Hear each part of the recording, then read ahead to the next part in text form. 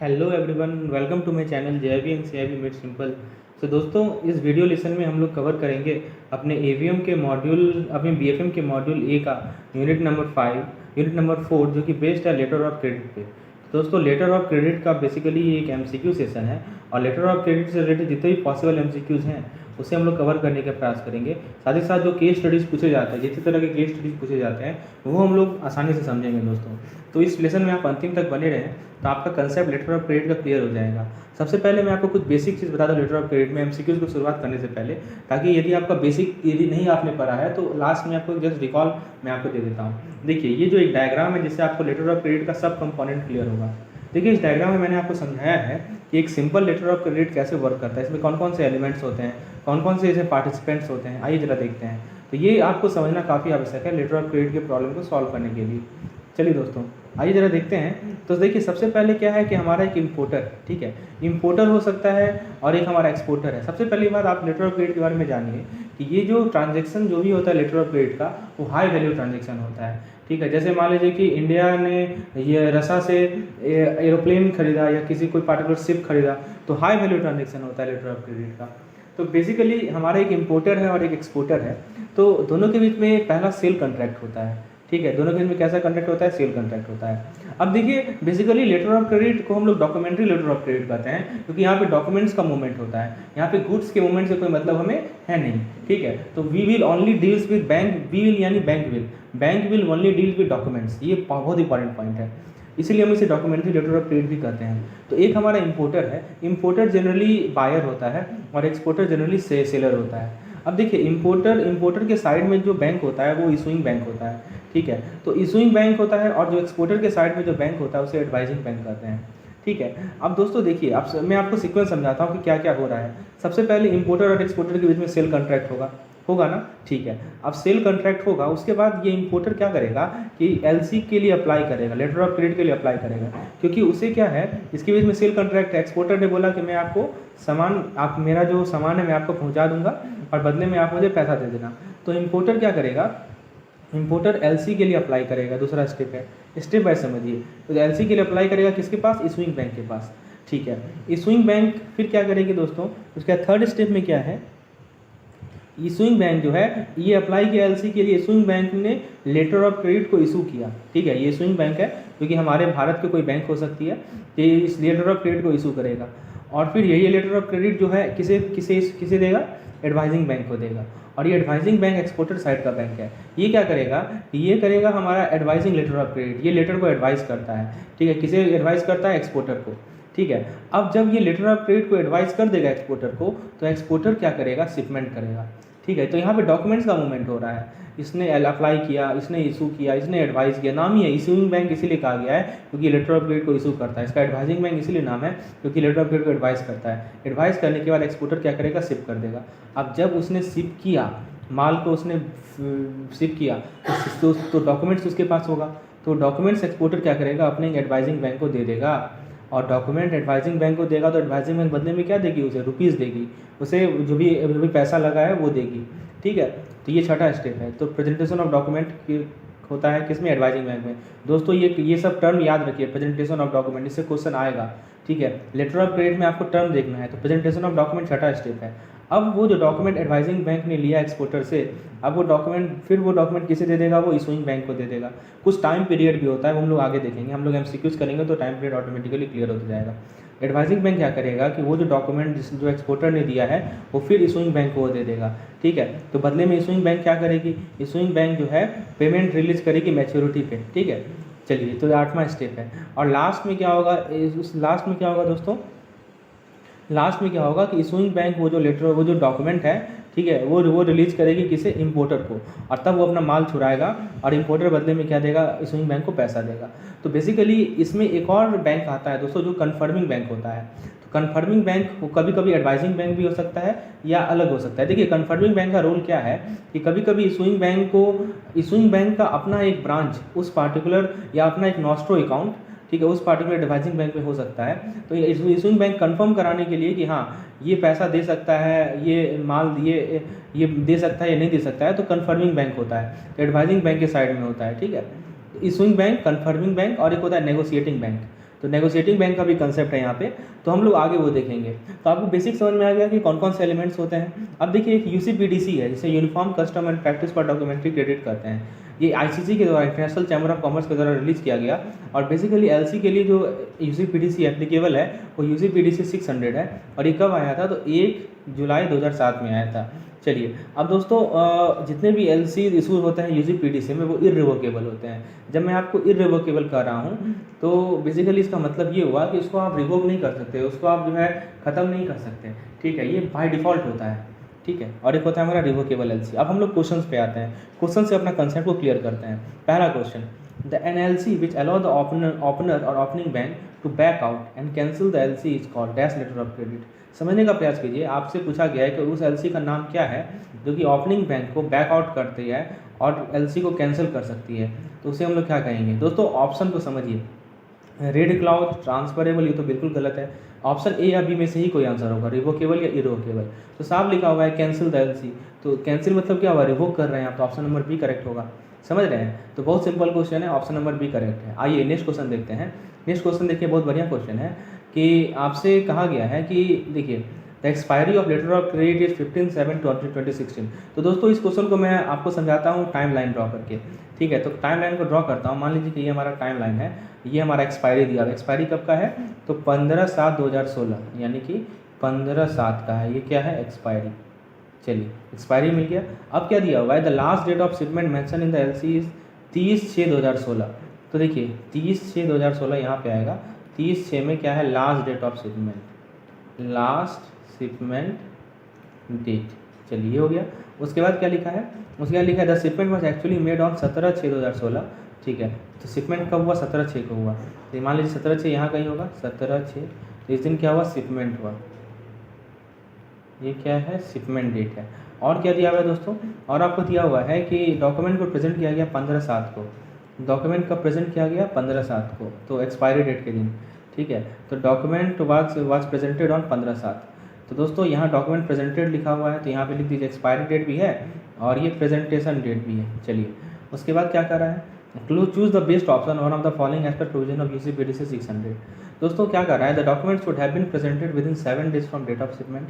क्या कर रहा है, देखिए ये है हमारा 17/6 को शिपमेंट डेट है, यानी 17/6 को शिप किया गया। आप इस टेबल को देखिए, मैंने आपको यहाँ एक बार बताया है ना, इसको जरा समझिए इस टाइम को। देखिए 5वां स्टेप में शिपमेंट होता है, 5वां के बाद 6ठा में क्या होता है कि डॉक्यूमेंट को प्रेजेंट किया जाता है, यही दोनों पे कंसर्न है।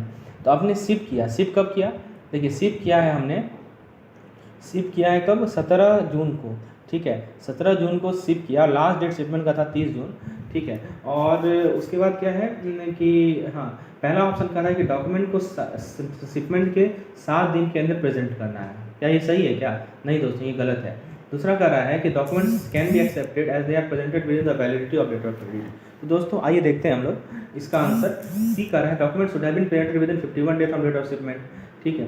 तो आप देखिए जरा, ये सही है, कहीं भी गलत है। और documents should have been presented within 21 days, दोस्तों ये सही है।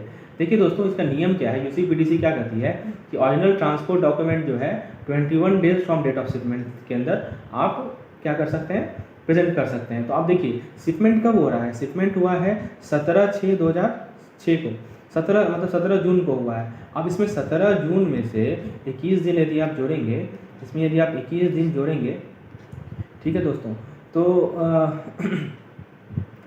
तो दोस्तों 17 में से तो लगभग कितना आएगा, 8 जुलाई आएगा, ठीक है। तो 8 जुलाई तक जो है उसे क्या करना था, प्रेजेंट करना था। लेकिन प्रेजेंट कब किया, 15 जुलाई को। एक्सेप्ट तो आप करेंगे नहीं, ठीक है। एक्सेप्ट क्यों नहीं करेंगे, क्योंकि डॉक्यूमेंट का प्रेजेंटेशन दिन 21 दिन होता है from date of shipment. Shipment के बाद 21 दिन के अंदर आपको डॉक्यूमेंट को प्रेजेंट कर देना है। इसलिए ऑप्शन डी क्या है हमारा यहाँ पे करेक्ट आंसर है, ठीक है। ऑप्शन सी गलत है, ऑप्शन बी गलत है, ऑप्शन ए गलत है। तो आपको ऑप्शन एलिमिनेशन मेथड को यूज करना है। ये कंसेप्ट ध्यान रखिएगा कि शिपमेंट डेट से 21 दिन के अंदर आपको डॉक्यूमेंट को प्रेजेंट करना है। एक्सपोर्टर को डॉक्यूमेंट को प्रेजेंट करना है किसके पास, अपने एडवाइजिंग बैंक के पास, ठीक है। चलिए आगे देखते हैं। As per UCPDC 600, if there is no indication in the credit of insurance coverage required, the amount of insurance coverage must be at least value of the good. क्या कर रहा है कि यूसीपीडीसी 600 के अनुसार यदि कोई इंडिकेशन नहीं है, ठीक है, इंश्योरेंस क्रेडिट के बारे में, इन the credit of insurance coverage required, the amount of insurance coverage must be at least values of good. तो कितना इंश्योरेंस कवरेज होना चाहिए? तो दोस्तों CIF क्या होता है, आपको कॉस्ट इंश्योरेंस रेट कहते हैं, ठीक है दोस्तों। देखिए 100% तो होगा नहीं, इसका आंसर 110% होगा। आप CIF होगा या FOB होगा, तो दोस्तों इसका करेक्ट आंसर है कॉस्ट इंश्योरेंस रेट, यानी कि ऑप्शन नंबर ए, ठीक है। तो UCPDC क्या कहती है कि यदि इंश्योरेंस कवरेज कितनी रिक्वायरमेंट है उस पर कोई इंडिकेशन नहीं है, तो वो आप मान लेंगे कि CIF वैल्यू का 110% होगा, यानी option number A correct answer है। आगे देखते हैं, what are the important documents called for under letter of credit. बताइए दोस्तों, लेटर ऑफ क्रेडिट के अंदर कौन कौन सा इंपॉर्टेंट डॉक्यूमेंट्स होता है? तो फ्रेंड्स देखिए, इनवॉइस होगा, इनवॉइस समझते हैं ना, इनवॉइस बेसिकली बिल को ही तो इनवॉइस करते हैं, तो बिल का तो मूवमेंट हो ही रहा है, ठीक है, तो ये तो होगा ही होगा। बिल ऑफ लेडिंग क्या होता है आपको पता है? बिल ऑफ लेडिंग होता है कि जो शिपमेंट्स, जो ट्रांसपोर्ट एजेंसीज हैं जो माल को उठा के दूसरी जगह ले जाएंगी, तो वो बिल ऑफ लेडिंग इशू करती है, तो ये तो रिक्वायरमेंट है ही है। लेटर ऑफ कन्फर्मेशन ये कोई रिक्वायरमेंट नहीं है, कोई कन्फर्मेशन लेटर नहीं होता है दोस्तों। हाँ, पैकिंग लिस्ट होगा, वेट लिस्ट होगा, अदर डॉक्यूमेंट्स होगा। तो दोस्तों A, B और D सही है, लेकिन लेटर ऑफ कन्फर्मेशन जैसा कुछ नहीं है। तो दोस्तों करेक्ट आंसर होगा इसका नॉट, क्योंकि ऑड वन पूछा है ना, तो ऑप्शन नंबर C करेक्ट होगा कि ऑड वन है हमारा ऑप्शन नंबर C। अगला क्वेश्चन देखते हैं, in documentary credit transaction, option A all parties deal with document and not goods, all parties deal in document and good as well, buyer and seller deal in goods and bank in document, all parties deal in good only. तो दोस्तों जैसा नाम ही है documentary credit transaction, तो यहाँ पे document का ही movement हो रहा है, यहाँ पे गुड के मूवमेंट जो के मतलब नहीं है, तो ऑप्शन नंबर ए करेक्ट होगा। जितने भी पार्टीज हैं सभी के सभी डॉक्यूमेंट से ही डील कर रहे हैं, गुड से कोई डील नहीं कर रहा है। चलिए आगे देखते हैं, एक डॉक्यूमेंट्री क्रेडिट में एक लिंक होता है जो कि प्रोवाइड कौन करता है between a buyer and seller to facilitate international trade. अब बताइए ये लिंक कौन प्रोवाइड करता है? Opening bank, advising bank, confirming bank, reimbursing bank. दोस्तों कन्फर्मिंग बैंक मैंने आपको बताया था जो कन्फर्म करता है, ये हमारा एक्सपोर्टर के साइड का बैंक होता है, और रिम्बर्सिंग बैंक होता है हमारा इशूइंग बैंक के साइड का। तो ये दोनों तो होगा नहीं, ठीक है। लिंक प्रोवाइड करता है हमारा ओपनिंग बैंक, ठीक है, यही तो इशू करता है लेटर ऑफ क्रेडिट। याद है ना, मैंने आपको चार्ट में बताया था, एक बार आप फिर से देख लीजिए चार्ट को, इसे ध्यान में रखिए। देखिए इसे याद रखिए कि पहले लेटर ऑफ क्रेडिट कौन इशू कर रहा है? इशूइंग बैंक ही तो कर रहा है, जो ओपनिंग बैंक कहते हैं। ओपनिंग बैंक को ही हम लोग इशूइंग बैंक भी कहते हैं, ठीक है। तो इसीलिए हमारा जो लिंक है वो कौन प्रोवाइड कर रहा है? तो ओपनिंग बैंक प्रोवाइड कर रहा है। सो ऑप्शन नंबर इसका करेक्ट आंसर होगा दोस्तों ऑप्शन नंबर ए, ठीक है। चलिए आगे देखते हैं हम लोग नेक्स्ट क्वेश्चन को। नेक्स्ट क्वेश्चन में क्या कहा गया है कि डॉक्यूमेंट्री लेटर ऑफ क्रेडिट में विच of the following is usually a foreign bank. इनमें से कौन सा बैंक फॉरेन बैंक होता है? Issuing bank, paying bank, advising bank, confirming bank. तो ऑब्वियसली बात है, देखिए एडवाइजिंग बैंक कन्फर्म आप कह सकते हैं कि वो हमारे लिए क्या होगा, हमारे देश के लिए क्या होगा, फॉरेन बैंक होगा। नेक्स्ट क्वेश्चन देखते हैं दोस्तों, क्या कह रहा है कि यदि CIF या CIP वैल्यू को हम लोग डॉक्यूमेंट से डिटरमाइन नहीं कर सकते हैं तो नॉमिनेटेड बैंक एक्सेप्ट करेंगे इंश्योरेंस डॉक्यूमेंट को, जो कि अब बताइए ऑप्शन ए का 110% of gross amount of the invoice. मान लीजिए कि आपने CIF या CIP वैल्यू नहीं डिटरमाइन कर पाया, तो कितना इंश्योरेंस डॉक्यूमेंट्स को एक्सेप्ट करेगी nominated bank? 100% gross amount of the invoice, 110% of document letter credit amount, 100% of amount of his payment acceptance और negotiation is requested, 1 and 3 only, 2 and 4 only, 1, 2 and 4 only and 1, 3 and 4 only। दोस्तों देखिए पहली बात आप इसको देखिए, इस क्वेश्चन को सॉल्व करने के लिए बेस्ट मेथड है ऑप्शन एलिमिनेशन। मैंने आपको बताया ना 100% कभी आता नहीं, 110% आता है। तो यहाँ बी में लिखा हुआ है 100%, यानी 2 तो होगा नहीं। तो देखिए 2 किस में है, तो बी में है और सी में है, तो बी और सी तो होगा नहीं। अब बचा ए और डी। ए और डी में देखिए जरा 1 and 3 कर रहा है, 1, 3 and 4 कर रहा है। तो दोस्तों ये भी कवर करेंगे ग्रॉस अमाउंट ऑफ इनवॉइस 110%। फिर दोस्तों दूसरा है कि डॉक्यूमेंट्री क्रेडिट अमाउंट का 110%, और तीसरा अमाउंट विद पेमेंट एक्सेप्टेंस और negotiation is requested under credit, इसका भी 110%। तो करेक्ट आंसर होगा option number D. Next question देखते हैं, the bank through whom the credit is advised and who confirm the letter of credit when required and negotiate the document tendered is called. तो आपसे ये पूछा गया है कि वो बैंक कौन सी है जो क्रेडिट को एडवाइस करती है और जो कंफर्म करती है लेटर ऑफ क्रेडिट को जब रिक्वायर होता है, और नेगोशिएट करती है डॉक्यूमेंट को, उसे क्या कहते हैं? तो बताइए एडवाइजिंग बैंक कहते हैं उसे हम लोग, ठीक है। और तो वही तो लेटर ऑफ क्रेडिट को कंफर्म करती है ना, ठीक है। लेटर ऑफ क्रेडिट को कंफर्म करके वो फिर देती है किसे? वो फिर देती है हमें एक्सपोर्टर को, ठीक है। तो उसे हम लोग एडवाइजिंग बैंक कहते हैं, ठीक है। और डॉक्यूमेंट टेंडर जो डॉक्यूमेंट्स है उसे नेगोशिएट करती है। चलिए नेक्स्ट क्वेश्चन देखते हैं, the issuing bank we want to cancel a letter of credit before it has been advised to the beneficiary by the advising bank. समझने का प्रयास कीजिए। अभी क्या होगा आप समझिए इशूइंग बैंक क्या करना चाह रही है कि लेटर ऑफ क्रेडिट को कैंसिल करना चाह रही है before it has been advise to the beneficiary. ऐसे समझाता हूँ दोस्तों, ये थोड़ा सा वर्डिंग थोड़ा सा यहाँ पे डिफिकल्ट है, मैं समझाता हूँ। मैंने आपको क्या बताया, 4 पार्टीज है, एक ये पार्टी है, एक ये पार्टी है, एक ये पार्टी और एक ये पार्टी है। ये आपका कौन है, ये आपका इम्पोर्टर है, ये कौन है, ये आपका एक्सपोर्टर है, ये कौन है आपका ओपनिंग बैंक है, और ये कौन है आपका ये एडवाइजिंग बैंक है। चलिए अब क्या हो रहा है समझिए कि ये जो इशूइंग बैंक है या ओपनिंग बैंक है वो कैंसिल करना चाहिए लेटर ऑफ क्रेडिट को before it has been advise to the beneficiary by the advising bank. आप जरा बताएंगे क्या कि बेनिफिशियरी कौन है यहाँ पे। तो दोस्तों बेनिफिशियरी हमारा एक्सपोर्टर है। क्यों बेनिफिशियरी एक्सपोर्टर है, क्योंकि पैसा तो इसे ही मिल रहा है ना, ठीक है। तो ये हमारा एक्सपोर्टर है। तो before it has been advise to the, अब देखिए जब ये लेटर ऑफ क्रेडिट इसे देती है, इसे आप देती है, तो ये क्या करता है, ये इसे देता है लेटर ऑफ क्रेडिट। तो अभी नहीं दिया है ये, अभी एडवाइजिंग बैंक ने एक्सपोर्टर को लेटर ऑफ क्रेडिट नहीं दिया है। अब इसका मन बना कि अब हम इसको कैंसिल करना चाह रहे हैं। कौन, ओपनिंग बैंक का मन बना कि हम इसको कैंसिल करना चाह रहे हैं, ठीक है। तो क्या ऑप्शन अवेलेबल है इशूइंग बैंक के पास। पहला ऑप्शन कि इशूइंग बैंक जो है कभी भी एलसी को कैंसिल कर सकती है। बी कह रहा है कि इशूइंग बैंक जो है बेनिफिशियरी का कंसेंट लेगी। सी कह रहा है कि issuing bank must recall the LC from advising bank.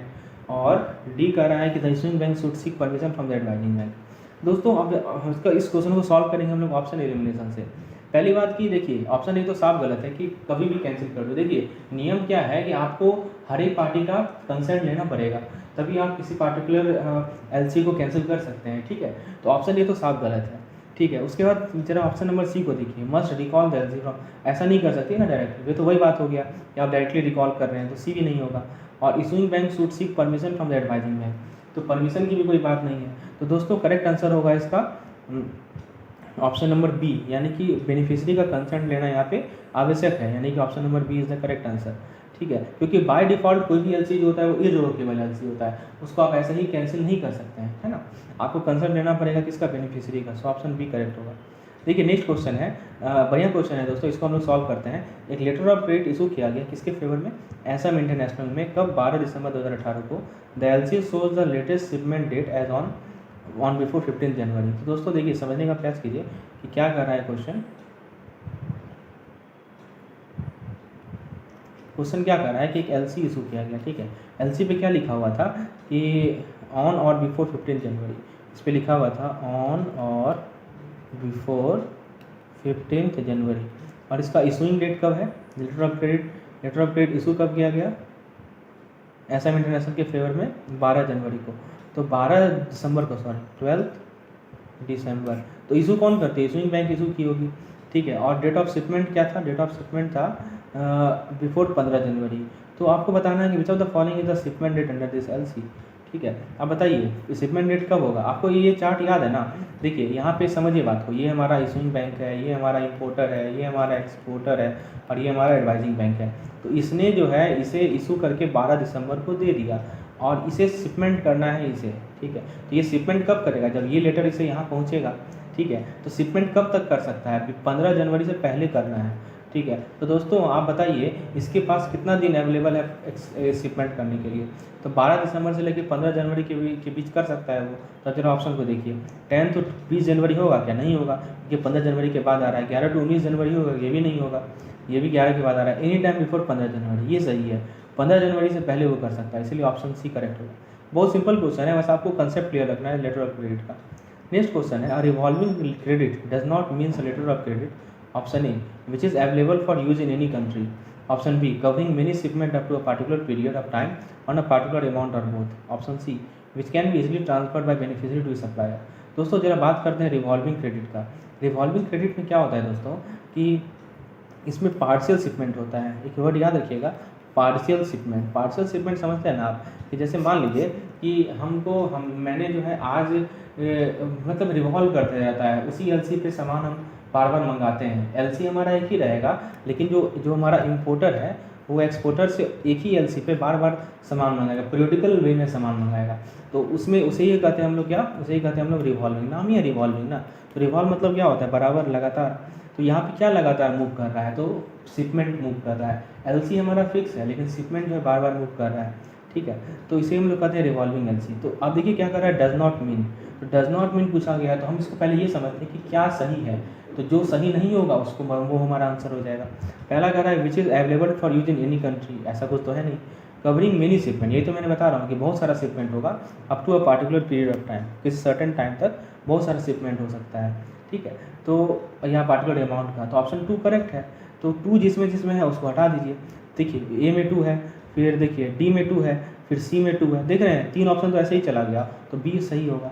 तो ऑप्शन एलिमिनेशन एक बेस्ट तरीका है दोस्तों सही आंसर लाने का। एग्जाम में ट्राई कीजिए इस मेथड को अप्लाई करने का। अब आगे बढ़िए, थर्ड भी पढ़ लीजिए, which can be easily transfer by the beneficiary to supplier. दोस्तों बेनिफिशियरी से सप्लायर तक इजिली ट्रांसफर किया जा सकता है, ये होगा क्या? तो ऐसा तो होगा नहीं। तो हमारा आप देखिए ऑप्शन एलिमिनेशन से आप कह सकते हैं कि 1 और 3 जो है नहीं मतलब है रिवॉल्विंग लेटर ऑफ क्रेडिट, ठीक। तो करेक्ट आंसर होगा इसका दोस्तों ऑप्शन नंबर बी। चलिए आगे देखते हैं हम लोग। Under UCP 600 which of the following refers to the term presentation. दोस्तों जब हम लोग अभी मैंने आपको बताया था प्रेजेंटेशन ऑफ डॉक्यूमेंट, याद है आपको? मैंने आपको चार्ट में दिखाया था ना प्रेजेंटेशन ऑफ डॉक्यूमेंट, और हाईलाइट भी किया था, इससे क्वेश्चन आता है। अब आप समझिए पार्सल, देखिए ऐसा है कि जैसे ये 4 पार्टीज़ हैं ना, ये इंपोर्टर, मैं बार बार यही रिपीट कर रहा हूँ क्योंकि ये काफ़ी इंपॉर्टेंट कंसेप्ट है, ये एडवाइजिंग और ये इशूइंग बैंक। तो जब एक्सपोर्टर जो है एडवाइजिंग बैंक को अपना डॉक्यूमेंट देता है, डॉक्यूमेंट कब देगा? भैया बिल डॉक्यूमेंट, जिसे इनवॉइस कहते हैं, ठीक है, क्योंकि इसने इसको एक्सपोर्ट किया तो बिल बनाएगा ना ये, और बिल किसे देगा? एडवाइजिंग बैंक को देगा। इसे ही कहते हैं हम लोग प्रेजेंटेशन, समझ में आया आपको? ठीक है। तो अब देखिए क्या कर रहा है कि under UCP 600 which of the following refers to the presentation. Delivery of good to importer, नहीं, इसे तो शिपमेंट कहते हैं। एडवाइजिंग लेटर ऑफ क्रेडिट, ना, लेटर ऑफ क्रेडिट एडवाइस करना तो काम एडवाइजिंग बैंक का है, इसको प्रेजेंटेशन थोड़ी कहेंगे। Delivery of document under a credit to issuing bank और नॉमिनेटेड बैंक, बिल्कुल सही बात है। या तो इशूइंग बैंक, नहीं, ये भी गलत है। ये क्या कर रहा है? Delivery of document under a letter of credit to issuing bank और नॉमिनेटेड बैंक, ठीक है, हाँ ये सही है। Delivery of commercial invoice to importer, ये गलत है। तो दोस्तों ये सही है, लेटर ऑफ क्रेडिट को इशूइंग बैंक को देना और नॉमिनेटेड बैंक को देना, ठीक है। ये हमारा क्या कहलाता है? ये हमारा कहलाता है दोस्तों प्रेजेंटेशन, ठीक है। आगे देखते हैं, which of the following can be use as an alternative to the transferable letter of credit. तो दोस्तों ट्रांसफरेबल लेटर ऑफ क्रेडिट के बारे में आपको जानकारी होना चाहिए। ट्रांसफरेबल लेटर ऑफ क्रेडिट में क्या होता है दोस्तों?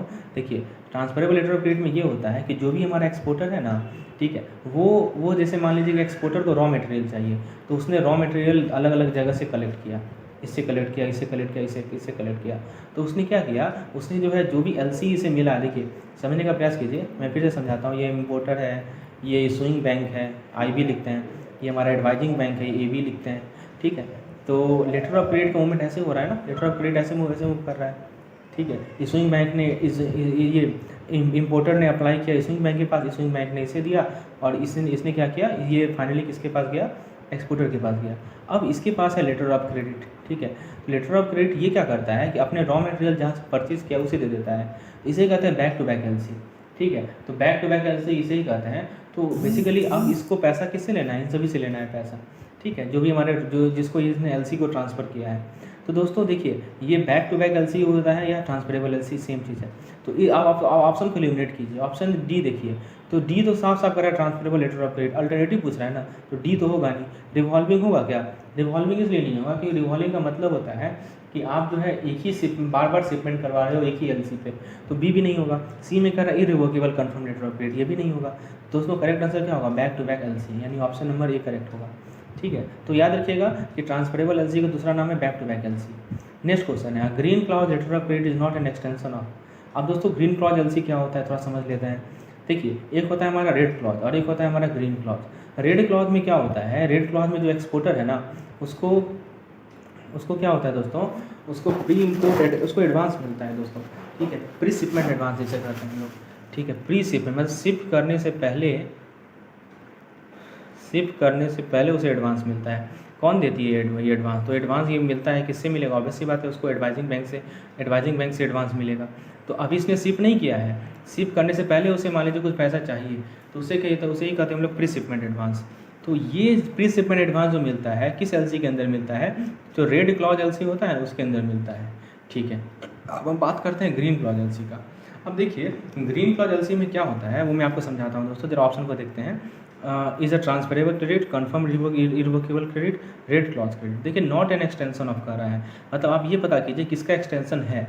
देखिए इसमें क्या होता है, ग्रीन क्लॉज LC में क्या होता है कि एडवाइजिंग बैंक ये कहती है कि एडवाइजिंग बैंक क्या करती है कि मैं तुम्हें प्री शिपमेंट एडवांस दूंगा, ठीक है, लेकिन तुमको वेयर हाउस जिसमें वेयर हाउस होता है ना, जहाँ पे हम लोग इन्वेंट्री स्टोर करते हैं, ठीक है, तो उस वेयर हाउस का कॉस्ट मैं तुम्हें दूंगा। तो इससे क्या होता है, इसको ग्रीन क्लॉज इसलिए कहा गया है क्योंकि यहाँ पे देखिए ग्रीन इसलिए कहा गया है क्योंकि यहाँ पे रिस्क कम है, क्योंकि इसे पता है, इस एडवाइजिंग बैंक को पता है कि हाँ इसके पास कुछ रॉ मटेरियल है जिसे वो शिप कर पाएगा, ठीक है। इसीलिए ज़्यादा रिस्क को कम करने के लिए एडवाइजिंग बैंक क्या करती है, या ये सिस्टम कौन सा क्लॉज इशू होता है, ग्रीन क्लॉज इशू होता है। तो प्री शिपमेंट एडवांस तो देगी, साथ ही साथ वेयर हाउस का भी खर्चा देती है। तो उससे कंफर्म हो जाती है कि हाँ ये कैपेबल है एक्सपोर्ट करने में, ठीक है। तो दोस्तों जब हमारा, तो आप देख सकते हैं कि जो ग्रीन क्लॉज एलसी है वो रेड क्लॉज एलसी का एक एडवांस रूप है ना, एक्सटेंशन है। तो दोस्तों ऑप्शन को देखिए, तो हमारा ट्रांसफरेबल एलसी तो है, होगा नहीं, फिर रेड क्लॉज एलसी, फिर कंफर्म इरोकेबल एलसी होगा नहीं, तो आंसर क्या होगा, रेड क्लॉज एलसी। तो नॉट पूछ रहा है तो आंसर होगा 1 और 2, तो ऑप्शन नंबर ए करेक्ट है, ठीक है। आगे देखते हैं हम लोग। नेक्स्ट क्वेश्चन है कि while red clause letter of credit permit packing credit to the exporter, green clause LC permit. मैंने अभी वही बताया कि रेड क्लॉज एलसी में क्या मिलता है, पैकिंग क्रेडिट मिलता है, जिसे आप प्री शिपमेंट एडवांस कहते हैं। हम समझ रहे हैं, प्री शिपमेंट एडवांस बोली या पैकिंग क्रेडिट बोली, सेम चीज़ है। तो ग्रीन क्लॉज एलसी में क्या मिलता है बताइए, credit against duty drawback scheme of government, बिल्कुल गलत। एक्सपोर्ट क्रेडिट गारंटी, बिल्कुल गलत। Advance against cost of warehouse in custom of exportable good, यही तो मैंने बताया कि जो वेयर हाउसिंग का कॉस्ट है उसके अगेंस्ट एडवांस मिलता है ना, यही होता है हमारा ग्रीन क्लॉज एलसी में। तो डिस्काउंटिंग ऑफ एक्सपोर्ट बिल ये भी गलत है, तो ऑप्शन सी करेक्ट है। आइए नेक्स्ट क्वेश्चन देखते हैं। देखिए ये बहुत बढ़िया क्वेश्चन है, इसको समझने का प्रयास करते हैं दोस्तों, ये काफ़ी अच्छा कंसेप्ट है। क्या कह रहा है कि import bill under letter of credit must be crystallize into rupees on the dash day from the date of receipt of document if not paid by that date. दोस्तों एक यहाँ पे एक इम्पॉर्टेंट कंसेप्ट है जिसे हम लोग कहते हैं क्रिस्टलाइजेशन ऑफ बिल, ठीक है। तो क्या कर रहा है, इम्पोर्ट बिल जिसे ड्रॉ किया गया लेटर ऑफ क्रेडिट में, उसको कितने दिनों के अंदर क्रिस्टलाइज किया जाएगा date of receipt of document से, यदि उस दिन तक पेमेंट नहीं किया गया तो, ठीक है दोस्तों। तो फ्रेंड्स बेसिकली थोड़ा इसको समझते हैं कि ये क्रिस्टलाइजेशन का क्या मीनिंग है।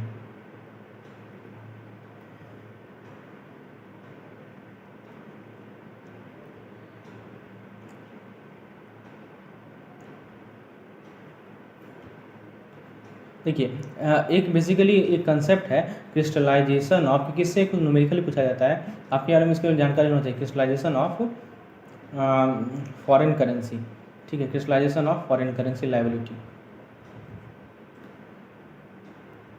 Foreign currency liability. देखिए ये सिस्टम को समझिए, यहाँ पे है हमारा इम्पोर्टर, ठीक है, यहाँ पे है हमारा एक्सपोर्टर, ठीक है, यहाँ पे है हमारा एडवाइजिंग बैंक और यहाँ पे है हमारा इशूइंग बैंक, ठीक है।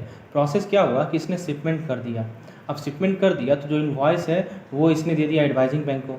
एडवाइजिंग बैंक ने क्या किया कि एडवाइजिंग बैंक ने इसके बदले जो है इसे क्या कर दिया, एडवाइजिंग बैंक ने इसके बदले इसे अमाउंट पेमेंट कर दिया डॉलर में या जो भी करेंसी है उस पर्टिकुलर कंट्री की उसमें, ठीक है। अब एडवाइजिंग बैंक ने क्या किया, इसे वो जो इनवॉइस है वो इनवॉइस का ट्रांसफ़र दे दिया किसे, इशूइंग बैंक को दे दिया इनवॉइस को, और बदले में क्या किया कि जो इशूइंग बैंक का नॉस्ट्रो अकाउंट है उससे डेबिट कर लिया अपना पैसा, ठीक है।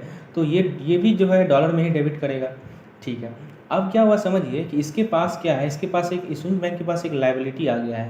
वो लायबिलिटी क्या आ गया है दोस्तों, वो है फॉरेन करेंसी लायबिलिटी, है ना, क्योंकि डॉलर का हो सकता है या जिस भी देश में ये का एक्सपोर्टर है उस पर्टिकुलर कंट्री का करेंसी, तो ये एक लायबिलिटी है।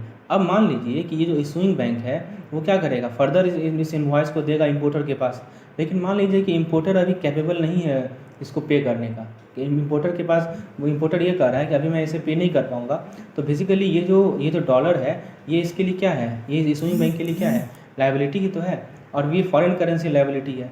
अब देखिए अब क्या होता है कि मान लीजिए डॉलर ही हमारा फॉरेन करेंसी है, तो ये इशूइंग बैंक क्या करेगा, कुछ समय के लिए क्या करेगा कि इस पार्टिकुलर इम्पोर्ट बिल को, ठीक है, इम्पोर्ट बिल को क्या करेगा कि जो भी इम्पोर्ट बिल को ड्रॉ किया गया है लेटर ऑफ क्रेडिट, ये जो बिल है, इनवॉइस को हम लोग बिल भी कहते हैं, ये जो बिल का ट्रांसफ़र एक्सपोर्टर से इम्पोर्टर तक हो रहा है, इस बिल को क्या करेगा दोस्तों, मैं बात कर रहा हूँ इशूइंग बैंक की, we are talking about issuing bank. तो इशूइंग बैंक क्या करेगी, इस इम्पोर्टेड बिल को क्या करेगी कि चूँकि डॉलर का जो अमाउंट है वो वेरिएबल है, वो क्या कहता है, वॉलेटाइल होता है, तो उसे ये रिस्क है कि उसे यहाँ पे एक्सचेंज रेट का रिस्क फेस कर रहा है वो, क्योंकि एक्सचेंज रेट रिस्क कौन फेस कर रहा है, ये हमारा इशूइंग बैंक फेस कर रहा है। कि मान लीजिए कि इंपोर्टर ने कुछ समय लिया है, तो आज के डेट में जो डॉलर का वैल्यू है, कल को हो सकता है कि वैल्यू बढ़ जाए, ठीक है। तो उसे क्या करना पड़ेगा, वैल्यू यदि बढ़ जाएगा, यदि चेंज हो जाएगा, ठीक है, तो उसका लॉस है ना। तो इशूइंग बैंक क्या करती है कि उस फॉरेन करेंसी को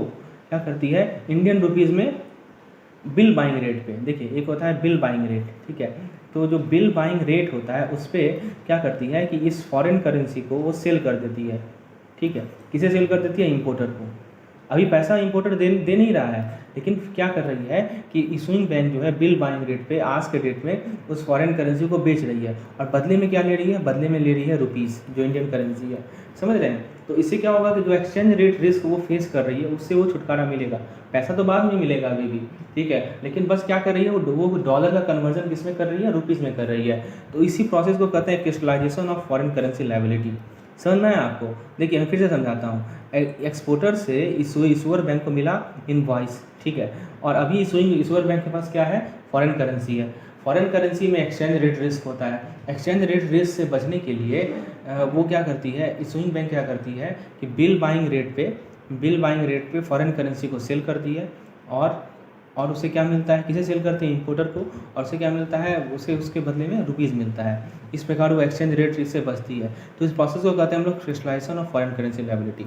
अब जरा इस क्वेश्चन पे आते हैं दोस्तों। इस क्वेश्चन में क्या कहा गया कि इंपोर्ट बिल को जो ड्रॉ किया गया उसको कितने दिनों के अंदर क्रिस्टलाइज कर लेना है। तो दोस्तों यदि डेट नहीं दिया गया है तो यदि मान लीजिए कि इसने पेमेंट जो है, इसका नियम है दोस्तों, पहले के बुक में देखिएगा तो 10 दिन है। अगर 10 दिन तक यदि इंपोर्टर ने पेमेंट नहीं किया तो इसको क्या कर लेना है, उस फॉरेन करेंसी को रुपये में क्रिस्टलाइज कर लेना है, ठीक है। तो इसका आंसर होगा 10 दिन। वैसे अभी जो है कोई ऐसा डेट निश्चित नहीं है आज के, यदि RBI का करंट में आप देखेंगे सर्कुलर तो, ठीक है। चलिए तो ये चीज़ ध्यान रखिएगा। तो क्या करना है, यूजांस पीरियड के बाद, ठीक है, बिल को सोल्ड कर लेना है और रुपये में कन्वर्ट कर लेना है, ताकि एक्सचेंज रेट रिस्क से हम बच सकते हैं, ठीक है। तो इसे ही कहते हैं हम लोग एक्सेप्टेंस बिल कहते हैं। नेक्स्ट क्वेश्चन है दोस्तों। नेक्स्ट क्वेश्चन बेसिकली हमारा एक केस स्टडी टाइप का है, बहुत बढ़िया क्वेश्चन है। आइए इसे सॉल्व करते हैं। कैलकुलेशन आपको समझ में आ गया होगा। तो ये देखिए, एक होता है हमारा साइड बिल, इसको एक और चीज़ मैं समझा देता हूँ दोस्तों। एक होता है हमारा साइड बिल। साइड बिल क्या होता है, साइड बिल का मतलब ये है कि जिस दिन साइड बिल का मतलब कि जैसे ही इशूइंग बैंक को इनवॉइस मिला, वो सीधा बिल दे देगा, किसे, इंपोर्टर को देगा, और तुरंत पैसा ले लेगा, उसे कहते हैं साइड बिल। और एक होता है यूजांस बिल, ठीक है। यूजांस बिल में कुछ पीरियड रहता है, ठीक है, कुछ सर्टेन पीरियड रहता है कि इसकी इतना दिन के बाद जो है वो पैसा देगा। तो यूजांस बिल के 10 दिन का एक्स्ट्रा समय दिया गया है क्रिस्टलाइजेशन का, ठीक है। यूजांस बिल के साथ यूजांस बिल के अलावा यूजांस पीरियड तो लेना ही लेना है, उसके अलावा 10 दिन का समय दिया गया है, और साइड बिल के लिए केवल 10 दिन का समय दिया गया है। समझ रहे हैं बात को, ठीक है। तो ये हम बात कर रहे हैं किस चीज़ का, वह भी जो पिछला केस था उसी चीज़ का, क्रिस्टलाइजेशन का। चलिए आगे देखते हैं हम लोग नेक्स्ट क्वेश्चन को। नेक्स्ट क्वेश्चन में क्या कहा गया कि mister Ram banking with Dhanlaxmi bank an agriculture entrepreneur growing vegetable in greenhouse technology in Khammam want to update his farmhouse with modern machinery, ठीक है। अब क्या कर रहा है दोस्तों, modern was he is importing the same from Chinese manufacturer Mr. Juan LLC Beijing, who are banking with China Development Bank for total cost of $4500 US. Mr. Juan LLC has issued an invoice stating that sale transaction must be backed by LC. As such, Mr. Ram approaches Dhanlaxmi Bank for opening up LC in foreign currency USD. Dhanlaxmi Bank China foreign correspondent bank is Bank of China. तो दोस्तों आइए समझते हैं इस question को क्या है। एक तरफ हमारा मिस्टर राम है, तो यहाँ पे हम लिखाते हैं मिस्टर राम को, मिस्टर राम, ठीक है। चलिए उसके बाद क्या है दोस्तों, इसका बैंकिंग कौन सा है, धनलक्ष्मी बैंक। तो यहाँ पे हमारा इसका इशूइंग बैंक होगा लेटर ऑफ क्रेडिट का। इशूइंग बैंक कौन सा बैंक है, धनलक्ष्मी बैंक, ठीक है। अच्छा अब दोस्तों ये एग्रीकल्चर एंटरप्रेन्योर है, वो वेजिटेबल ग्रो करता है, यहाँ पे ग्रो करता है, ठीक है। वो इंपोर्ट कर रहा है कहाँ से, चाइनीज मैन्युफैक्चरर मेसर्स जुआन LLC, ठीक है। तो यहाँ पे हो गया हमारा जुआन LLC, ये हो गया एक्सपोर्टर हमारा, ठीक है। एक्सपोर्टर इसका कौन सा बैंक है, चाइनीज़ डेवलपमेंट बैंक है। तो ये बेसिकली हमारा एडवाइजिंग बैंक हो गया, जिसे CDB लिखते हैं, चाइनीज़ डेवलपमेंट बैंक, ठीक है, CDB। चलिए एडवाइजिंग बैंक हो गया।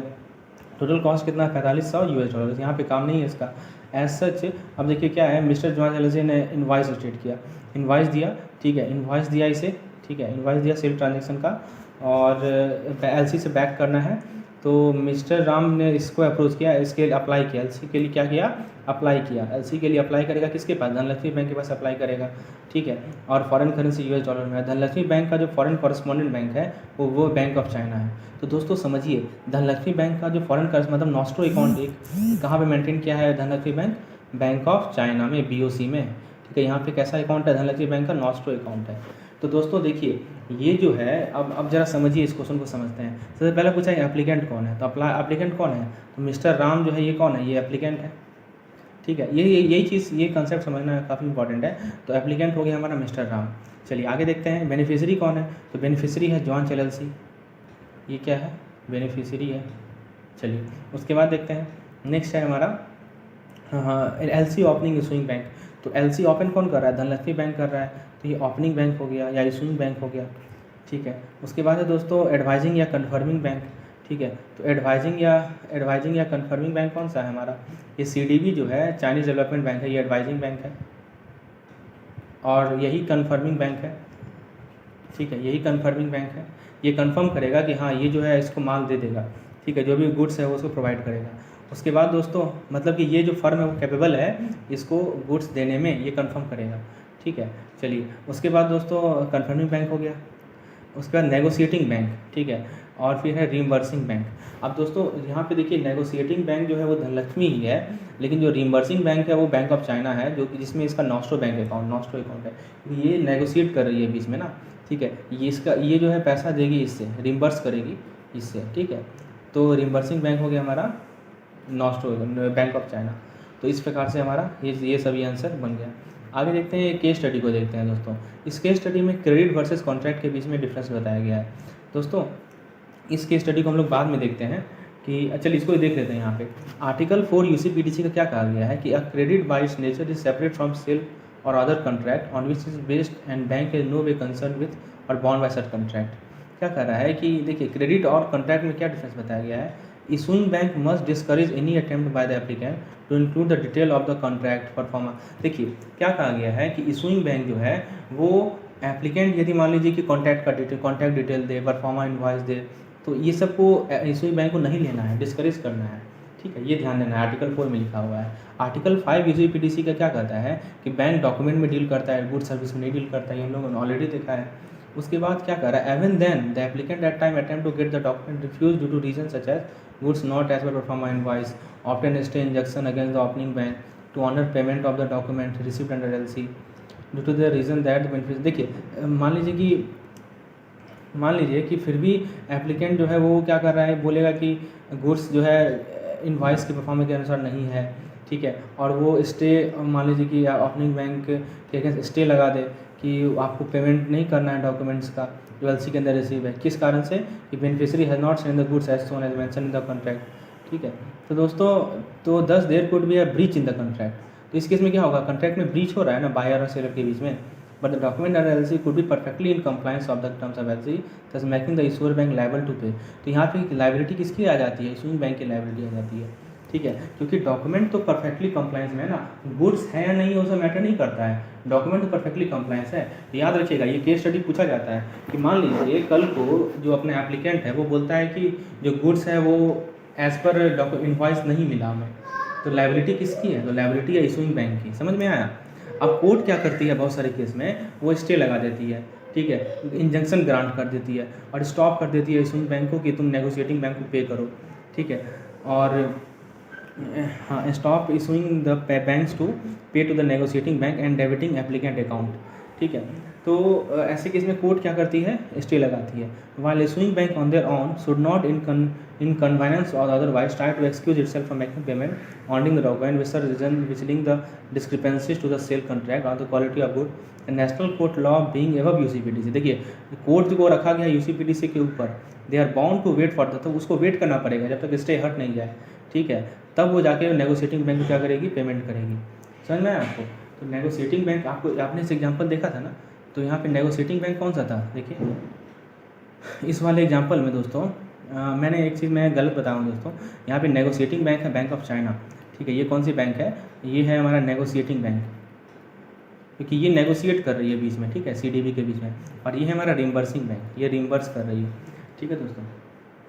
तो नेगोशिएटिंग बैंक को क्या कहा गया है समझ में आपको? ये कहा गया है कि देखिए सबसे पहली बात कि लायबिलिटी बनती है इशूइंग बैंक की, उसे पे तो करना, उसे ऑनर करना ही है LC को, ठीक है। लेकिन मान लीजिए कोर्ट का स्टे लगा गया, तो कोर्ट का स्टे यदि लग गया तो जब तक कोर्ट का स्टे नहीं हटता है तब तक वो पेमेंट नहीं करेगी, और जैसे कोर्ट का स्टे हटेगा फिर उसे ऑनर करना पड़ेगा उस पार्टिकुलर LC को, ठीक है। अब जो क्या कर रहा है, the recovery of the amount of document from the applicant is all together separate issue, it is the matter of taking credit risk by the opening bank on the applicant. हाँ ये देखिए पढ़िए क्या लिखा है कि आप मान लीजिए कि आपने जो इन्वॉइस किया इंपोर्टर को, उसको रिकवर कर पाए या ना कर पाए उस पैसे को, तो वो जो अलग इशू है और वो क्रेडिट रिस्क का पार्ट हो जाता है, वो एक तरह का रिस्क है ओपनिंग बैंक पे, ठीक है। Thus recovery of amount from applicant must also not be link to the honouring of payment to negotiating bank, तो उसे नेगोशिएटिंग बैंक को पेमेंट देना ही देना है। यदि इंपोर्टर बोलेगा कि गुड्स कुछ समूह हमें उस हिसाब से नहीं मिला जैसे चाहिए था, तो उससे कोई मतलब नहीं है, वो उसको LC का डॉक्यूमेंट यदि सही है, LC एज पर डॉक्यूमेंट उसका यदि परफॉर्म एक पार्टिकुलर सही करेक्ट ऑर्डर में है तो उसे ऑनर करना पड़ेगा। आइए केस स्टडी को देखते हैं। केस स्टडी है कि बैंक ए ने LC को इशू किया 1 अक्टूबर 2009 को, ठीक है। आइए दोस्तों इसको हम लोग एक पार्टिकुलर चार्ट से समझते हैं, टाइम लाइन से समझते हैं। तो 1 अक्टूबर 2009, चलिए तो एक काम करते हैं, एक टाइम लाइन ड्रॉ करते हैं। यहाँ पे हमारा 1 अक्टूबर, ठीक है, ये कौन सा डेट है, इशूइंग डेट, तो LC को इशू किया गया। चलिए कौन इशू किया, बैंक ए ने, in favour of beneficiary in UK। The last date of shipment as per LC is 15/10/2009, 15/10/2009, ठीक है। तो लास्ट डेट कब तक का, शिपमेंट का लास्ट डेट कब का है, 15/10 का है, ये शिपमेंट का लास्ट डेट है, शिपमेंट लास्ट डेट। चलिए आगे देखते हैं आगे क्या कर रहा है। And last date of negotiation is 31/10/2009, तो नेगोशिएशन का जो लास्ट डेट है वो क्या है, 31/10। नेगोशिएशन समझते हैं ना, नेगोशिएशन क्या होगा कि इस समय तक जो है इशूइंग बैंक को नेगोशिएटिंग बैंक को पैसा दे देना है, ठीक है। ये नेगोशिएशन का लास्ट डेट है, नेगोशिएशन लास्ट डेट। चलिए आगे क्या है कि the beneficiary present document to the bank B, तो बेनिफिशियरी कौन है, यहाँ एक्सपोर्टर है, ठीक है। तो ये बैंक ए है, देखिए यहाँ पे समझिए, यहाँ पे 4 पार्टी कौन है, ये बैंक ए है, ठीक है, ये बैंक बी है, ये एक्सपोर्टर है और ये इंपोर्टर है। तो क्या कर रहा है कि जो यही बेनिफिशियरी भी होता है, तो बेनिफिशियरी ने बैंक बी को डॉक्यूमेंट प्रेजेंट किया फॉर नेगोशिएशन ऑन 5/10/2009, तो 5/10 को उसने क्या किया, यहाँ पे 5/10 आएगा, 5/10 मान लीजिए यहाँ आया, तो 5/10 को उसने प्रेजेंट किया, ये प्रेजेंटेशन डेट, ठीक है। चलिए और क्या कर रहा है, which document evidencing shipment of good on 30/9, तो शिपमेंट कब हुआ, शिपमेंट देखिए शिपमेंट कब हुआ था, 30/9 को हुआ था, ठीक है। तो 30/9 को शिपमेंट हो गया था, मतलब 1/10 से पहले ही शिपमेंट हो गया था, 30/9 को शिपमेंट हो गया था। शिपमेंट लास्ट डेट था 15/10, लेकिन 30/9 को ही शिपमेंट हो गया था, ठीक है। चलिए इशूइंग से पहले ही शिपमेंट हो गया था। Which send the document to the opening bank, ठीक है। तो फिर क्या हुआ, बैंक बी ने क्या किया, बैंक बी ने डॉक्यूमेंट को दे दिया और बैंक ए को, जो कि ओपनिंग बैंक है, कि आप रिम्बर्स करो, क्योंकि रिम्बर्सिंग बैंक कौन सा है, रिम्बर्सिंग बैंक ही है ना, ठीक है। तो बैंक ए रिम्बर्स करेगी। तो ओपनिंग बैंक ने क्या किया, जैसे उसे डॉक्यूमेंट मिला उसने क्या देखा कि शिपमेंट जो है 30 सितंबर को ही हो गया, और इनवॉइस का जो डेट है वो है 2 सितंबर का, सॉरी 2, यहाँ पे गलती से 2/9 लिखा गया है, ठीक है। हाँ ये देखिए इनवॉइस का डेट जो है 2 सितंबर का है, और inspection certificate analysis certificate and packing list way dated 25/9, ठीक है। The issuing bank on receipt of document rejected the document, तो इशूइंग बैंक ने क्या किया, डॉक्यूमेंट को रिजेक्ट कर दिया कि जो है डिस्क्रिपेंसी क्या कि document were dated prior to the date of credit, ठीक है, कि डॉक्यूमेंट्स का जो डेट है वो क्रेडिट के डेट से क्या है, पहले का है। तो आप बताइए कि यहाँ पे क्या ये कर सकता है, क्या ऐसे केस स्टडी आ सकता है दोस्तों। अब इसका सॉल्यूशन देखते हैं। आर्टिकल 14 का था UCPDC का कि document could be dated prior to date of LC, ठीक है, but should not be date after the date of presentation. देखिए समझिए यहाँ पे डॉक्यूमेंट्स का शिपमेंट कब हुआ, 30/9 को हुआ, और इनवॉइस कब का डेटेड है, इनवॉइस डेटेड है दोस्तों। यहाँ पे एक गड़बड़ है, ये 2/10 होगा, ये क्या है 2/9 लिखा गया है, यहाँ पे मिस्टेक है, ठीक है। इनवॉइस का जो डेट है वो यहाँ पे है, ठीक है, ये 2/10, ठीक है, ये है डॉक्यूमेंट डेट, ठीक है। शिपमेंट पहले कर दिया उसने, डॉक्यूमेंट डेट बाद में आया, ठीक है। तो देखिए क्या है कि document could be dated prior to the date of LC but should not be the dated after the date of presentation. Presentation के बाद नहीं कर सकते हैं, ठीक है। प्रेजेंटेशन डेट है उसके बाद हम डॉक्यूमेंट का डेट नहीं डाल सकते हैं, लेकिन जो है एलसी के डेट से पहले डाल सकते हैं, ठीक है। While the LC silent about the date document present to system so it's for LC, ठीक है। तो यहाँ पे रिजेक्शन जो कर रही है ओपनिंग बैंक वो एज पर यूसीपीडीसी नहीं है, ठीक है। तो ये जो स्टेटमेंट है वो क्या है, गलत है दोस्तों। आगे देखते हैं, यदि मान लीजिए कि लेटर ऑफ क्रेडिट और यूसीपीडीसी, अब देखिए एक और पॉइंट समझिए, ठीक है। एक और पॉइंट यहाँ समझिए कि मान लीजिए कि कॉन्ट्राडिक्शन आ गया, किसमें कॉन्ट्राडिक्शन आ गया आपका एलसी में और यूसीपीडीसी में, ठीक है। तो किसे माना जाएगा, तो याद रखिएगा एलसी को माना जाता है। और फिर मान लीजिए कि यदि कोर्ट केस भी आ गया, कोर्ट केस भी यदि आ जाता है तो कोर्ट केस को माना जाएगा। तो ये ऑर्डर होता है, सबसे पहले कोर्ट केस देखेंगे, उसके बाद एलसी को देखेंगे, फिर यूसीपीडीसी को देखेंगे। अगला क्वेश्चन वही है कि लेटर ऑफ क्रेडिट और यूसीपीडीसी में कॉन्ट्राडिक्शन प्रोविजन है तो किसी स्टेटमेंट को फॉल्स माना जाएगा। Provision of UCPDC will prevail, गलत है। Provision of LC will prevail, बिल्कुल सही। Better of provision of UCPDC और credit as applicable to beneficiary will prevail, ऐसा नहीं है। किसका तो दोस्तों करेक्ट आपसे क्या पूछा गया, फॉल्स पूछा गया है। इसमें करेक्ट कौन सा है कि एलसी प्रिवेल करेगा ओवर यूसीपीडीसी, ठीक है। तो 2 नंबर करेक्ट है, 1 और 3 क्या है, रॉन्ग है। तो ऑप्शन नंबर बी करेक्ट। तो याद रखिएगा ऑर्डर, सबसे पहले कोर्ट केस, उसके बाद एलसी, उसके बाद यूसीपीडीसी, ठीक है। चलिए, तो ये तरीका होता है क्वेश्चन से समझना। आपको पता है ये लास्ट टर्म में क्वेश्चन से समझना ही सबसे ज़्यादा यूजफुल चीज़ है। क्वेश्चन को सॉल्व कीजिए फिर कंसेप्ट को समझिए। आइए इस क्वेश्चन को देखते हैं, ये भी एक अच्छा केस स्टडी है, ठीक है। इससे भी हमारा कंसेप्ट क्लियर होगा। केस स्टडी नंबर 3 क्या कर रहा है, देखिए। An LC covering shipment of 1000 carton of consisting of 15,000 pieces of shirt readymade garment from Chennai port to Dubai port providing that parcel shipment is not allowed. इसमें साफ साफ लिखा है कि पार्सल शिपमेंट अलाउड नहीं है, ठीक है। और 1000 कार्टून है, हर एक में जो है 15,000 शर्ट का पीस है। बेनिफिशरी ने क्या किया, 500 कार्टून शर्ट जो है दे दिया 15/7/2009 को, और अदर 500 कार्टून दे दिया 18/7/2009 को। चलिए ठीक है। शिपिंग कंपनी ने क्या किया, देखिए shipping company bill of lending issue करती है। पहले 500 कार्टून को कब, 17 जुलाई को, और अनदर 500 के लिए 19 जुलाई को। मतलब इस वाले के लिए 19 जुलाई को, और इस वाले के लिए 17 जुलाई को, ठीक है। चलिए, तो अब क्या हुआ कि both the consignment are to be shift by vessel it is due to leave Chennai port on 21 को चेन्नई पोर्ट लीव करेगी। टोटल गुड्स जो 1000 कार्टून है तो उसको सिंगल वैसल में शिप किया जाएगा, लेकिन 2 बिल ऑफ लेडिंग के साथ। तो एलसी इशूइंग बैंक जब इशूइंग बैंक को डॉक्यूमेंट मिला तो उसने डॉक्यूमेंट को रिजेक्ट कर दिया, ये कहते हुए शिपमेंट को एक बीएल के अंदर नहीं लिया गया है और ये पार्सल शिपमेंट का केस है which is not permitted under the LC. तो इशूइंग बैंक ने नेगोशिएटिंग बैंक को इन्फॉर्म किया कि goods are held at their disposal and further instruction are awaited. अब बताइए क्या यहाँ पे इशूइंग बैंक का ये करना सही है? दोस्तों ये गलत है, इशूइंग बैंक नहीं रोक सकती है, ठीक है। कि आर्टिकल 31 ऑफ यूसीपीडीसी क्या कहता है कि डॉक्यूमेंट का प्रेजेंटेशन के अंदर क्या होता है कि एक से ज़्यादा ट्रांसपोर्ट डॉक्यूमेंट हो सकता है। जैसे यहाँ बिल ऑफ लेडिंग है तो एक से ज़्यादा ट्रांसपोर्ट डॉक्यूमेंट हो सकता है दोस्तों। बस याद रखना है कि शिपमेंट का जो गुड्स का जो शिपमेंट है वो सेम मीन ऑफ ट्रांसपोर्ट हो और सेम जर्नी हो, ठीक है, ये ध्यान रखना है। और विल नॉट बी कंसिडर, इसको पार्सल शिपमेंट नहीं माना जाएगा यदि आपका जो ट्रांसपोर्ट डॉक्यूमेंट है जैसे बिल ऑफ लेडिंग है वो एक से ज़्यादा है, ठीक है। और यदि जर्नी सेम है, मीन्स ऑफ ट्रांसपोर्ट यदि सेम है, क्योंकि एक ही शिप पे ले जाया जा रहा है तो जर्नी भी सेम है, मीन ऑफ ट्रांसपोर्ट भी सेम है, तो उसे हम लोग पार्सल शिपमेंट नहीं मानेंगे। ये नियम है, आर्टिकल 31 ये कहता है। तो यदि अलग अलग डेट ऑफ शिपमेंट है तब भी, ठीक है, even if they indicate date of different date of shipment. तो इस केस में आप देख सकते हैं कि जो रिजेक्शन किया गया है एलसी ओपनिंग बैंक के द्वारा ये इनकरेक्ट है, ठीक है। तो यही सब आर्टिकल आपको याद रखना है, आर्टिकल नंबर 4, 5 रटना नहीं है, समझने का प्रयास करना है दोस्तों। चलिए उसके बाद देखते हैं नोट ऑफ डिसऑनर, इसे देखते हैं। अब देखिए एलसी इशूइंग, ये केस नंबर 4 है। एलसी इशूइंग बैंक ने जब डॉक्यूमेंट को रिसीव किया 15/9/2009 में, ठीक है, ट्यूसडे का दिन था। देखिए इसको समझिए, ये अच्छा क्वेश्चन है।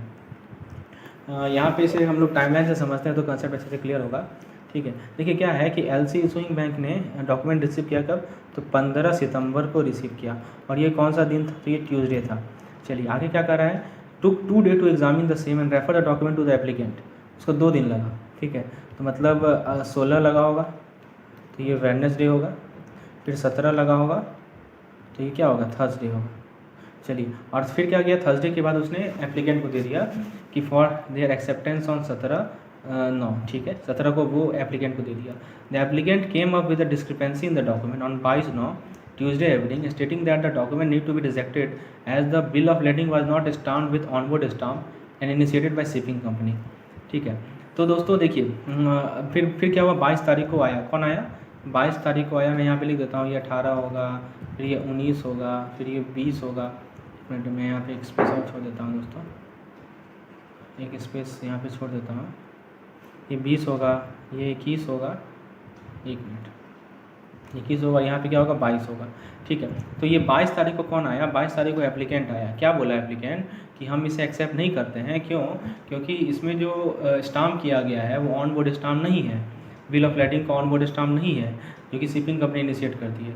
तो इशूइंग बैंक ने क्या किया, सूट मैसेज भेजा रिजेक्शन का नेगोशिएटिंग बैंक को, कब भेजा, 23 तारीख को। कब भेजा उसने, 23 तारीख को भेजा। चलिए अब आगे देखते हैं, अब इसका सॉल्यूशन देखते हैं दोस्तों।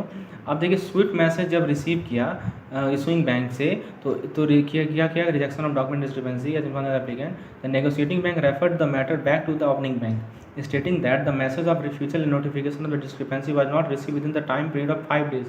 ध्यान दीजिएगा, यहाँ पे टाइम पीरियड कितना है, 5 वर्किंग डे मिलता है। किसे मिलता है, एप्लीकेंट को 5 वर्किंग डेज, 5 वर्किंग डेज, ठीक है, 5 working days and at such claim to be reimburse. तो नेगोशिएटिंग बैंक ने क्या किया कि मैटर बैक दे दिया किसी ओपनिंग बैंक को, ठीक है, कि आप इसे रिफ्यूज़ नहीं कर सकते हैं क्योंकि आपका टाइम 5 वर्किंग डे से जो है ज़्यादा हो गया है, समझ रहे हैं। तो यहाँ पे आप बताइए, इस केस में आपसे ये कहा गया है कि time period of 5 working days claim to be reimburse as per receipt. तो आप देखिए क्या ये सही है क्या, तो देखिए आर्टिकल 16 यूसीपीडीसी का क्या कहता है कि जो रिफ्यूजल और डिस्क्रिपेंसी का जो नोटिस है उसको 5वां वर्किंग डे के क्लोजिंग आवर तक दे देना है प्रेजेंटेशन के डेट से। तो देखिए ये बहुत इंपॉर्टेंट कंसेप्ट है, प्रेजेंटेशन के डेट से 5 दिन के अंदर आपको उसका रिजेक्शन ऑर्डर दे देना है। तो आप बताइए दोस्तों, इसे प्रेजेंट कब किया गया था, इसको देखिए प्रेजेंट कब किया गया था। तो प्रेजेंट किया गया था दोस्तों डॉक्यूमेंट ऑन 15, प्रेजेंट किया गया था 15 तारीख को, ठीक है। तो 15 तारीख को इसे प्रेजेंट किया गया था जो कि ट्यूसडे था, ठीक है। उसके बाद आप 5 वर्किंग डे काउंट कीजिए, तो 16, 17 हो गया, ठीक है, फिर 18 हो गया, ठीक है, फिर सैटरडे संडे को छुट्टी था, ठीक है, तो 2 दिन तो गया बीच में, 3 दिन हो गया, सैटरडे संडे 18, 19 हो गया, फिर 20 होगा, फिर 21 होगा, फिर 22 होगा, ठीक है। तो 22 के इवनिंग तक जो है, तो यहाँ देखिए, तो ओपनिंग बैंक इस केस में क्या है, वास करेक्ट है, ओपनिंग बैंक करेक्ट है कि वो 23 तक भेज दिया था क्योंकि 5वां वर्किंग डे, देखिए ना 5वां वर्किंग डे होगा ना, क्योंकि देखिए डॉक्यूमेंट कब रिसीव हुआ, 19, 20 जो है सैटरडे संडे था और उस दिन क्लोज था, और 21 जो है 21/9 जो था वो हॉलीडे था, रमज़ान ईद का हॉलीडे था, तो 3 दिन तो बीच में हॉलीडे हो गया। तो ओपनिंग बैंक को जो रिफ्यूजल डिस्क्रिपेंसी सेंड किया वो करेक्ट था, ठीक है। तो 5 दिन याद रखिएगा, प्रेजेंटेशन के 5 दिन के अंदर आपको रिफ्यूजल देना है, ठीक है। अगर 5 दिन के बाद दीजिएगा तो फिर आप उसे एक्सेप्ट नहीं कर सकते हैं। लास्ट केस स्टडी देखते हैं कि एक एलसी जो है insurance calls for insurance ware, इसे समझने का प्रयास कीजिएगा दोस्तों, to the warehouse and insurance to cover 110% of the invoice value, ठीक है। तो एलसी क्या कर रहा है कि insurance from warehouse to warehouse and insurance to cover 10% of एनसीफाइज वैल्यू। बैंक ने नेगोशिएट किया और डॉक्यूमेंट को फॉरवर्ड किया, ठीक है। बैंक एक नेगोशिएशन बैंक का डॉक्यूमेंट फॉरवर्ड किया covering invoice for $17920 under a multi modal transport document combined bill of lading dated 15 September 2009 to the opening bank under the said LC. The insurance include to the document is for $20,000 and date is 17 September 2009, ठीक है। तो insurance जो include किया गया वो $20,000 का था और डेट क्या था 17/9/2009। अब देखिए आर्टिकल 28 क्या कहता है कि इंश्योरेंस जो है अमाउंट को शो करेगा, इट शुड बी एटलीस्ट कम से कम 110% होना चाहिए इनवॉइस वैल्यू का। यदि एलसी साइलेंट है इस रिक्वायरमेंट पे तो उसका डेट जो है ट्रांसपोर्ट डॉक्यूमेंट के डेट से पहले नहीं होना चाहिए। तो यहाँ ट्रांसपोर्ट डॉक्यूमेंट का डेट कब है, 15 सितंबर का है, और आपका इंश्योरेंस का डेट कब है, 17 का है, ठीक है। तो इंश्योरेंस का डेट बाद में है मल्टीपल ट्रांसपोर्ट डॉक्यूमेंट, तो ये से जो है we should be covering the voyage of the goods from the godown to the seller and more than given percent of insurance coverage, more than 110%। तो बैंक क्या करेगी, कुछ डिफरेंस को एक्सेप्ट करती है इंश्योरेंस कवरेज में, which could be due to the rounding off of the value of covered amount, but still can be used as discrepancy to refuse the document. However, as the document dated after the date of shipping document is clearly a discrepancy and requires special approval from them. तो दोस्तों ये insurance से related fact है। जो कि आपको ध्यान रखनी है। तो एलसी से रिलेटेड जो भी इंपॉर्टेंट पॉइंट थे, जो भी इंपॉर्टेंट केस स्टडी थे, वो मैं आपको करवा दिया। होपफुली आपका लेसन पसंद आया होगा, तो एक लाइक ज़रूर कीजिएगा। यदि आपको इस पीडीएफ की रिक्वायरमेंट है, एमसीक्यूज पीडीएफ की, तो आप मुझे कॉन्टैक्ट कर सकते हैं, नीचे व्हाट्सएप नंबर है। मिलते हैं हम लोग अगले लेसन में। आज के लिए इतना ही रखते हैं, धन्यवाद।